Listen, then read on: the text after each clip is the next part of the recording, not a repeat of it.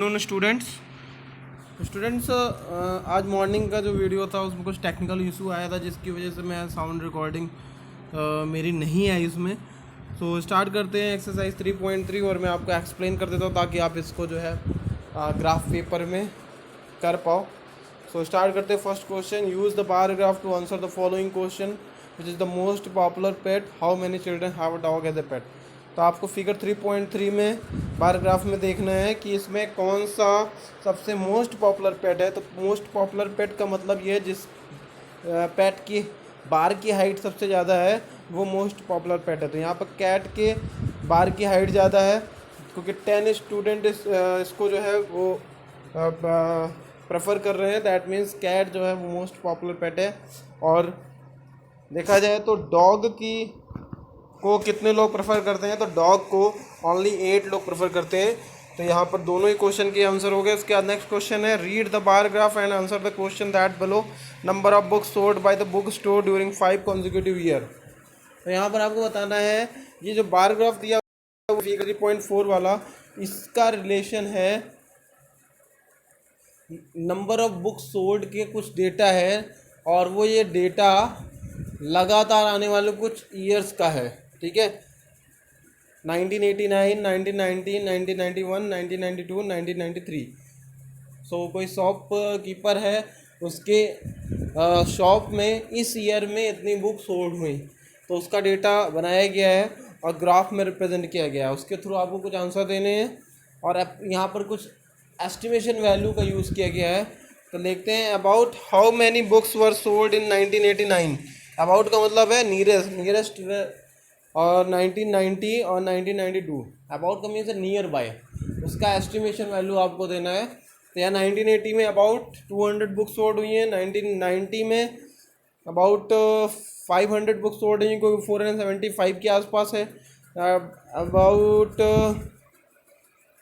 275 books sold हुई हैं 1991 में और 225 बुक्स सोल्ड हुई हैं 1992 में और 1993 में अबाउट जो बुक सोल्ड हुई हैं वो हुई हैं 575 book sold.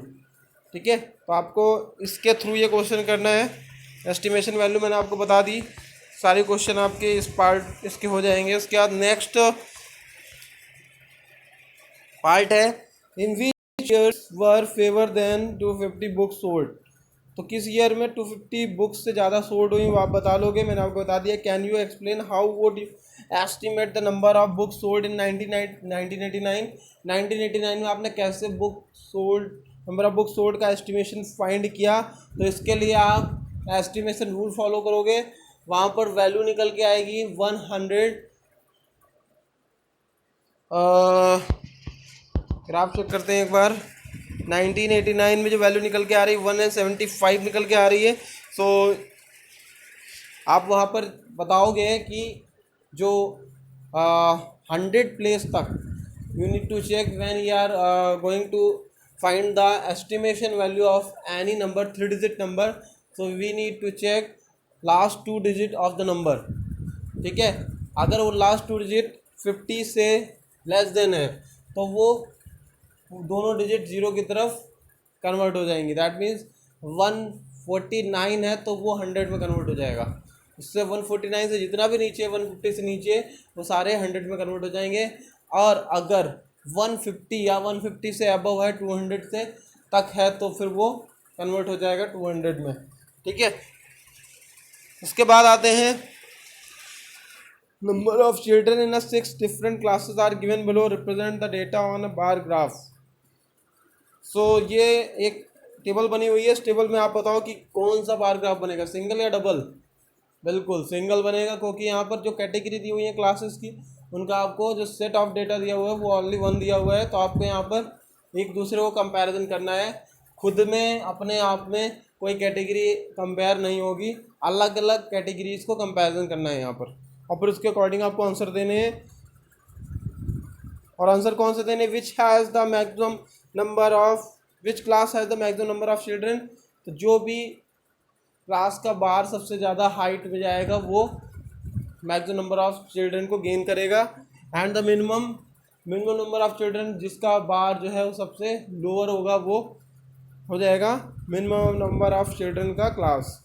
Find the ratio. Ratio क्या होता है, जिसमें जो फर्स्ट स्टेटमेंट होता है न्यूमरेटर में जाता है और सेकंड स्टेटमेंट डिनोमिनेटर में। तो यहाँ पर फर्स्ट स्टेटमेंट है class 6 to the student of class 8, तो क्लास 6 न्यूमरेटर एंड क्लास 8 को डिनोमिनेटर में रख करके आप इसको सॉल्व करोगे, रिड्यूस भी कर दोगे। उसके बाद fourth question, the performance of a student in first term and second term is given. अब यहाँ पर आप देखो कि कुछ स्टूडेंट है किसी क्लास के, उनका फर्स्ट टर्म का सेकेंड टर्म का परफॉर्मेंस दिया हुआ है सब्जेक्ट वाइज, और यहाँ पर चिल्ड्रन है, सब्जेक्ट तो जो ग्रुप ऑफ सब्जेक्ट है वो तो सेम है, बट उनके अलग अलग टेस्ट का मार्क्स दिया हुआ है। दैट मीन्स आपको यहाँ पर उस पर्टिकुलर सब्जेक्ट को ही कंपेयर करना है खुद में, और वो कैसे कंपेयर होगा, क्योंकि उसका 2 सेट ऑफ डेटा है, तो वो खुद में ही कंपेयर होगा कि फर्स्ट टर्म में ज़्यादा आया या फिर सेकेंड टर्म में कम आया। ऐसे करके आपको कंपैरिजन करना है, और उस कंपैरिजन के थ्रू आपको कुछ आंसर भी देने हैं। और कंपैरिजन करना नहीं है, आपको ड्रॉ करना है, वो अपने आप आपको जो भी क्वेश्चन पुटअप करेगा उसके आपको आंसर उस बार ग्राफ से, डबल बार ग्राफ से देने हैं। In which subject has the child improve his performance the most. तो आज एक चीज़ बताइए, इम्प्रूवमेंट क्या होता है। इम्प्रूवमेंट ये होता है दैट फर्स्ट टर्म में आप कम मार्क्स लाए हो और सेकेंड टर्म में बहुत ज़्यादा मार्क्स लाए, तो दैट मीन्स आपने क्या किया, you improve your performance very most. आप वहाँ पर अपनी परफॉर्मेंस को काफ़ी इम्प्रूव कर पाए। In which subject is the most improvement the least. किस में सबसे कम इम्प्रूवमेंट हुआ, तो पहले ज़्यादा थे आप कम हो गए। उसके बाद has the performance gone down in any subject. क्या परफॉर्मेंस किसी में कम हुई है, तो परफॉर्मेंस किस में कम हुई होगी, जो कि पहले ज़्यादा था और फिर बाद में कम हो गया, जो कि हिंदी है। उसके बाद consider the data collected from a survey of a colony. Fifth question, colony का एक डेटा है, अब उसमें वहाँ पर बहुत सारे लोग रहते हैं और उसमें कुछ गेम्स का सर्वे किया गया कि कौन इसको खेलता है और कौन इसको इसमें पार्टिसिपेट करता है, मीन्स कौन खेलता है और कौन इसको देखता है।